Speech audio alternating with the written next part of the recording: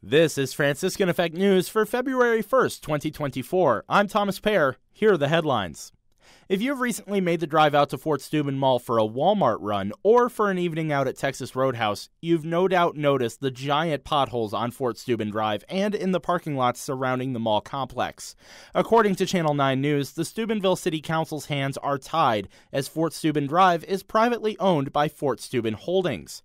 Councilman-at-Large Joel Walker told News 9 that the road is a public safety concern and a potential roadblock for future business. The city has the option of holding a lien against the property for any action taken and for the amount of money spent by the city to make needed repairs. Councilman Walker says that if the owners don't respond by February 19th, there will be consequences. The House of Representatives accomplished something unusual yesterday by passing with broad bipartisan support a roughly $79 billion tax cut package that would enhance the child tax credit for millions of lower-income American families and boost 3 tax breaks for businesses, a combination that gives lawmakers on both sides of the political aisle coveted policy wins. Prospects for the measure becoming law are uncertain, with the Senate still having to take it up, but for a House that has struggled to get bills of consequence over the finish line, the tax legislation could represent a rare breakthrough.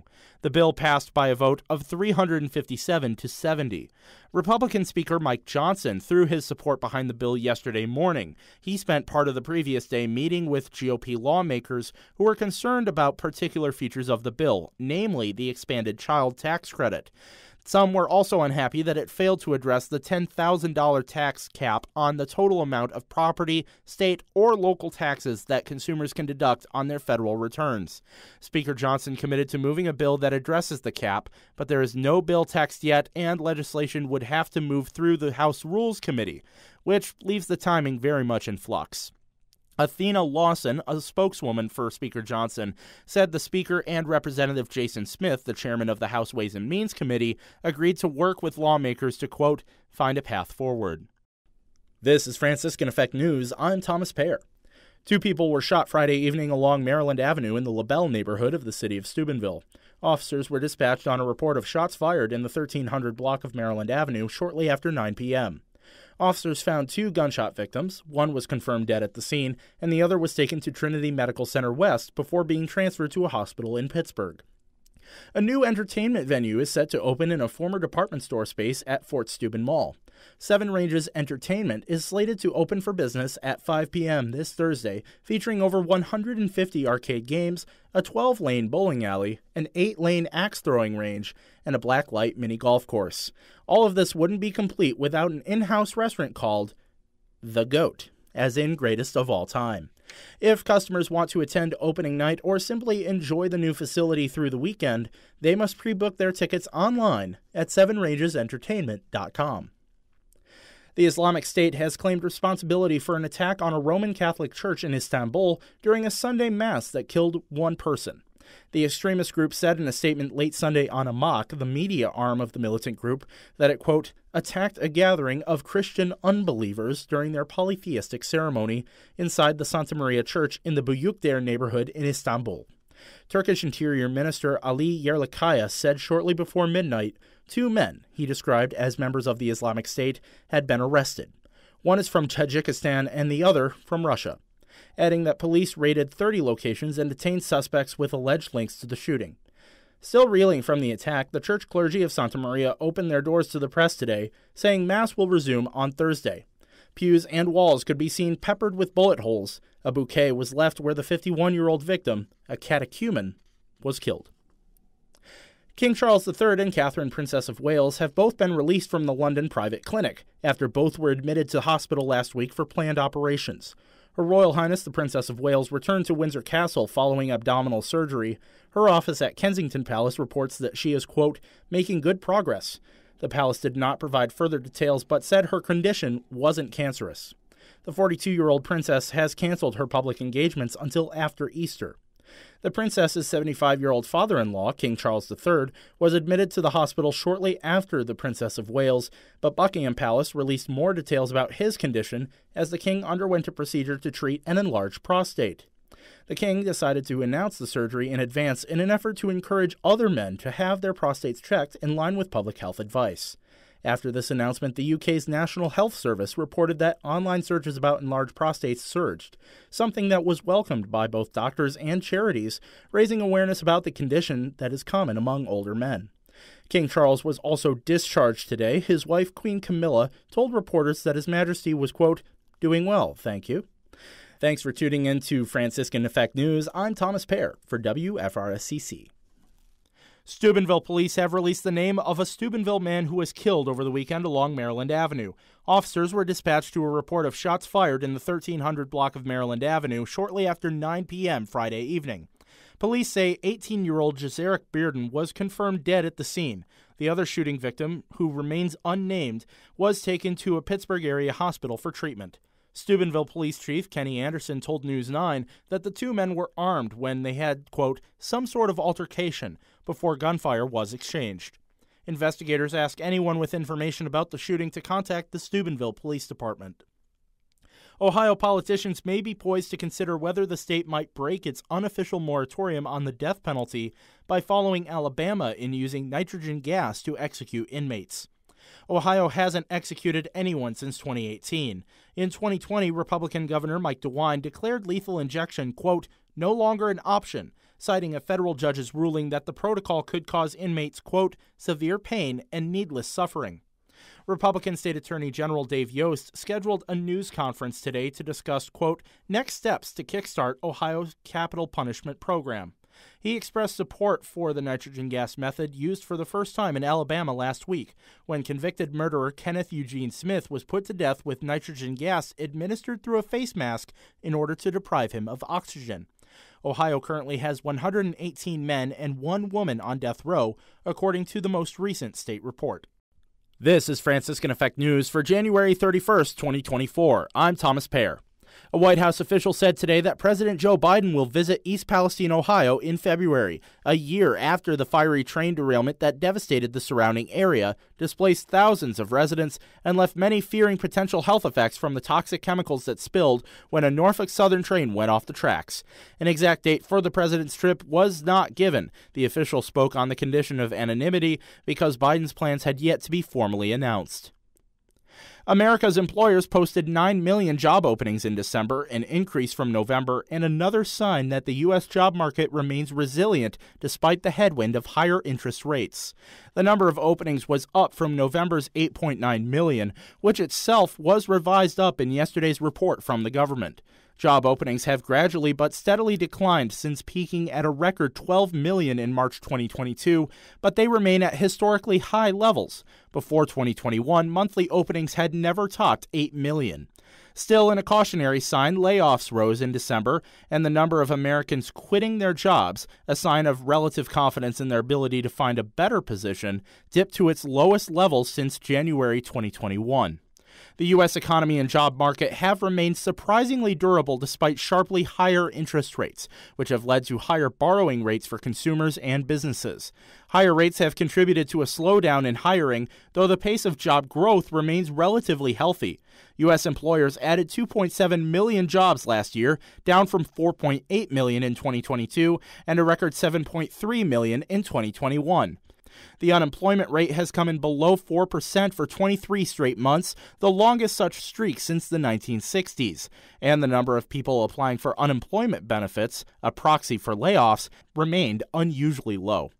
Meanwhile, Senate negotiators reached a deal Friday on a proposal to overhaul the asylum system at the U.S. border with Mexico, clearing way for Democratic and Republican Senate leaders to begin the difficult task of convincing Congress to pass a national security package.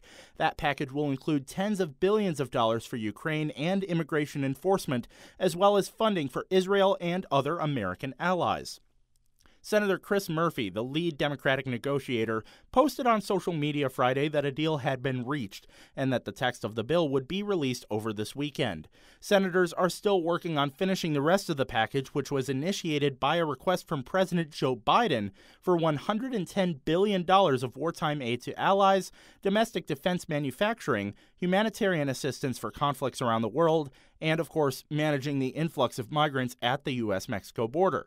Senators are preparing for a vote on the package next week, but it already faces a steep climb through Congress. Republicans in both chambers have balked at compromises on border security policy. Senate Republicans had initially demanded that the package include border policy changes, but Donald Trump, the GOP's likely presidential nominee, has become a vocal opponent of the legislation.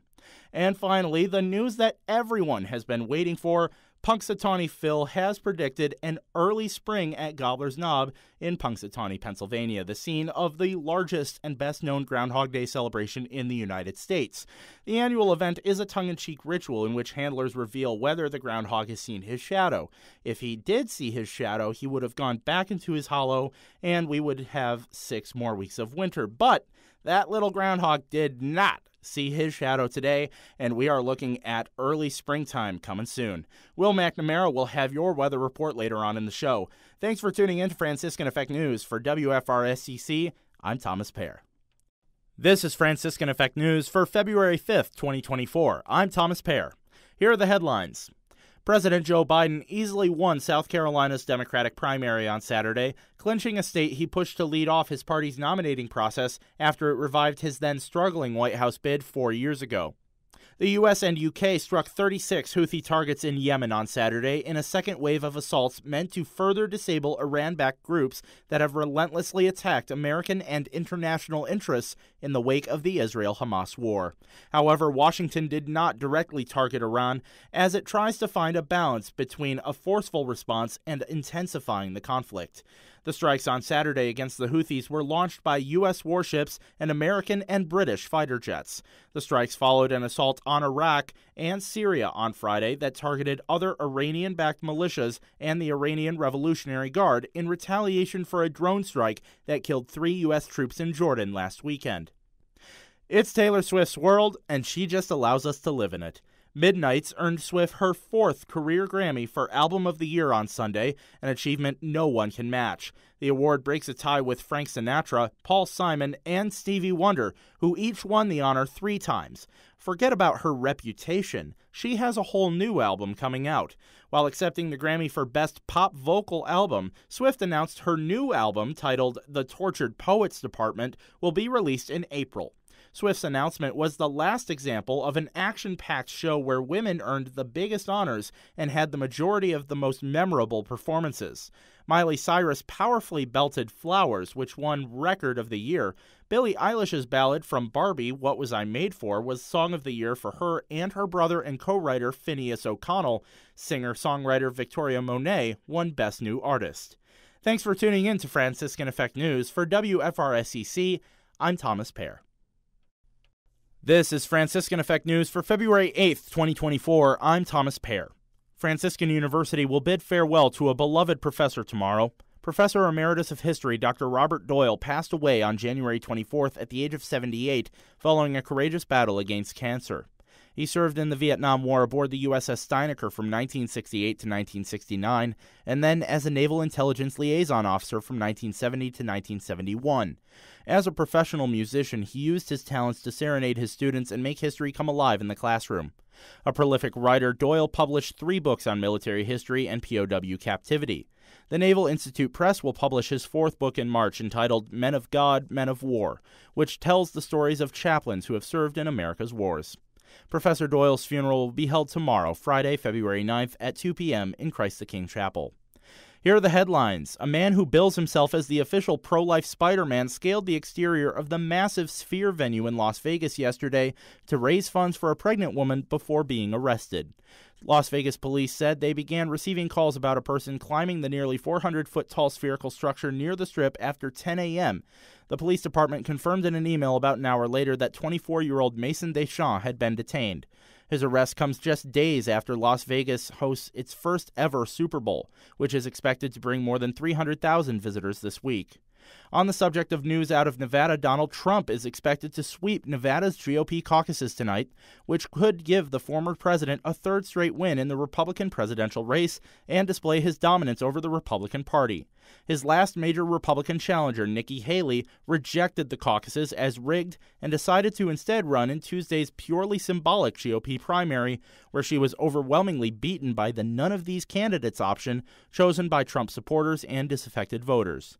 Trump is flexing his influence both in Congress, where Republicans rejected a border security deal after he pushed against it, and at the Republican National Committee, as Chairwoman Ronna McDaniel could resign in the coming weeks after Trump publicly questioned whether McDaniel should stay in the job. Also going to the polls today, the U.S. Virgin Islands will hold their Republican caucuses. We'll bring you the results of both caucuses tomorrow. The next major campaign event is the South Carolina Republican primary, where Nikki Haley is hoping her 2-week bus tour will show the former governor's commitment to her home state heading into the First in the South vote. It's a tall order in a state where support remains strong for former President Trump. The bus tour is aiming to ramp up interest in South Carolina's early voting period, which begins on Monday. It's also a compliment to Haley's repeated critiques of Trump for not spending time in her home state, as she's crisscrossed it, holding nearly a dozen campaign events across South Carolina in the past 2 weeks. This all comes as the Supreme Court hears arguments today over whether former President Trump can be kept off the 2024 ballot because of his efforts to overturn the 2020 election results, culminating in the January 6th attack on the U.S. Capitol. The justices will wrestle with whether a provision of the 14th Amendment aimed at keeping former office holders who, quote, engaged in insurrection can be applied to Trump. Finally, tonight, efforts are underway to recover the remains of 5 U.S. Marines who were killed when their helicopter went down during stormy weather in the mountains outside San Diego. Authorities say the Super Stallion helicopter vanished late Tuesday night while conducting flight training on their way back to Marine Corps Air Station Miramar in San Diego from Creech Air Force Base, northwest of Las Vegas. Thanks for tuning in to Franciscan Effect News. For WFRSEC, I'm Thomas Payeur. The Kansas City Chiefs Super Bowl celebration became the latest backdrop for a mass shooting as gunfire near the end of the event sent terrified fans scrambling for cover and left 21 people, including at least 18 children, wounded and a mother of 2 dead. Yesterday's shooting outside Union Station in Kansas City, Missouri happened despite the presence of more than 800 police officers who were in the building and nearby, including on the top of nearby structures. 3 people were detained, including 2 juveniles, but no charges have been filed yet. Police are calling for witnesses, anyone with cell phone footage, and victims of the violence to call a dedicated hotline. This is Franciscan Effect News for Friday, February 16th, 2024. I'm Thomas Payeur. Here are the headlines. Weirton is known as the town forged by steel, but after the recent announcement of the closing of the Cleveland Cliffs tin mill, tonight it's a community with a growing concern. With the announcement of the plant's closing, Hancock County leaders are expressing their thoughts on the potential economic impact. The closure will lead to more than 900 employees losing their jobs. Hancock County Commissioner Jeff Davis told News 9 that the loss of the plant will lead to a $2.5 million hit to the county's revenue, most of which usually goes to the Hancock County Board of Education. Hancock County School Superintendent Dan Enoch is anticipating a net loss of $1 million for the school system. Breaking news this morning as Russia's Federal Penitentiary Service announced that Alexei Navalny, the well-known anti-Kremlin opposition leader who was poisoned by Russia in 2020, has died in an Arctic penal colony at the age of 47. The official statement said that Navalny, quote, felt unwell after a walk and collapsed. An official cause of death was not released by prison officials. Navalny was serving a 19-year sentence on charges that he said were politically motivated. A New York judge ruled against Donald Trump today, imposing a $364 million penalty after the judge ruled that Trump exaggerated his wealth by as much as $3.6 billion in false financial statements. Trump was also barred from serving as an officer or director of any New York corporation for 3 years. Judge Arthur Engoron issued his decision after a 2.5-month trial that saw Trump bristling under oath that he was the victim of a rigged legal system. Trump's legal team said that they will appeal this decision. An FBI informant has been charged with lying to authorities about a multi-million-dollar bribery scheme involving President Joe Biden, his son Hunter, and a Ukrainian energy company. The informant's claims have been central to the Republican effort in Congress to investigate the president and his family and helped spark what is now a House impeachment inquiry into Biden. An attorney for Hunter Biden, who is expected to give a deposition later this month, said the charges show the probe is, quote, based on dishonest, uncredible allegations and witnesses. If convicted, the informant faces a maximum penalty of 25 years in prison.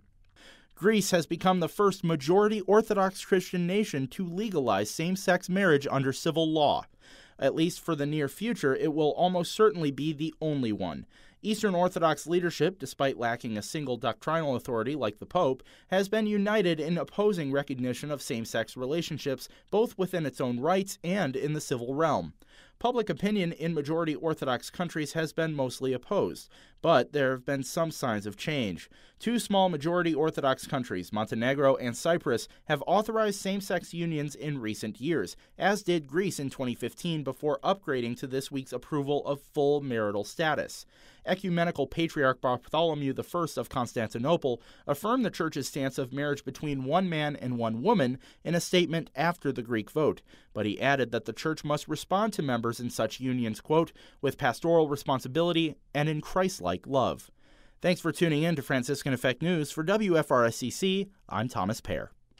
The White House said yesterday it is preparing additional sanctions on Russia in response to opposition leader Alexei Navalny's death last week in an Arctic penal colony.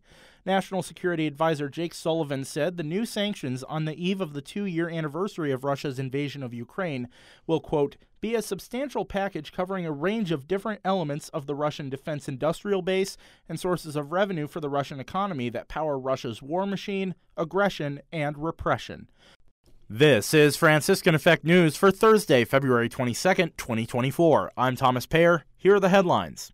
7 News reports Eastern Gateway Community College is pausing registration past the spring semester for all students, and some jobs may also be cut. According to the Ohio Department of Higher Education, currently enrolled students at Eastern Gateway who aren't scheduled to graduate at the end of the semester will need to register for classes in the summer or fall semesters through another college. This comes after Eastern Gateway's Board of Trustees voted last night to approve a resolution to halt future student registration in light of the college's ongoing financial difficulties. Eastern Gateway is not receiving Pell Grant reimbursements, and the federal government is holding funds in escrow following last month's search warrant served by multiple state and federal departments on the Eastern Gateway's Steubenville campus. The Board of Trustees discussed Eastern Gateway's cash flow problem and also a reduction in the labor force. Up to 40 jobs could be eliminated, which would result in a projected annual savings of $2 million. A cross-country United Airlines flight was forced to land in Chicago yesterday after the flight crew discovered a bomb threat written on the mirror of one of the lavatories. Footage aired by local TV stations showed Flight 1533 flying from Newark to Los Angeles, landing at O'Hare International Airport away from the terminal, flanked by black vans. An unidentified passenger interviewed on local television said the flight crew announced the diversion about 2 hours into the flight without explanation, after which passengers were confined to their seats. After the plane landed, that passenger said they were informed that someone had written a bomb threat on a mirror in one of the plane's lavatories. Passengers were then required to leave the plane without their belongings. Another unnamed passenger said that carry-on luggage was removed from the aircraft by law enforcement and searched. No bomb was found, and the flight resumed as planned to Los Angeles later that afternoon. Donald Trump could be at risk of losing some of his prized properties if he can't pay his staggering New York civil fraud penalty with interest. He owes the state nearly $454 million, and that amount is going up by almost $88,000 every day until he pays.